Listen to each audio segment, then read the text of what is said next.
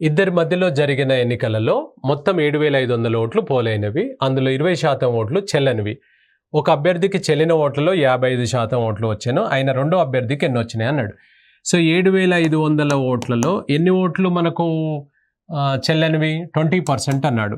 So ఇందులో 20% అనగా 20% of 7,500. 10% అంటే ఏం చెప్పాం? చివరికి 0, 750. 750 అయితే 15, మనకు 1500. ఈ 1500 అనేది 20% అవుతుంది. 2 10లు ఉన్నాయి కదా, 750 10%, ఇంకో 10% 750.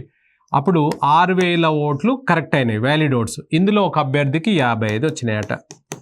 ఇంకొక అభ్యర్థికి ఎంత అంటే, ఈయనకి ఎంత అంటే 45%. మనం డౌట్ వస్తుంది, సరే 20, 55, 75 పోతే 25 వస్తాయి అంటే అలా కాదు. ఇది మళ్ళీ 100 కింద కౌంట్ అవుతుంది అనమాట. అర్థమైందా? So 45% of 6,000 is the answer అనమాట. అంటే 45% అంటే by 100. ఈ 2 zeros కట్ చేసుకుందాం. సో 2700 నీ ఆన్సర్. 2,700 ఈజ్ ద ఆన్సర్ అనమాట.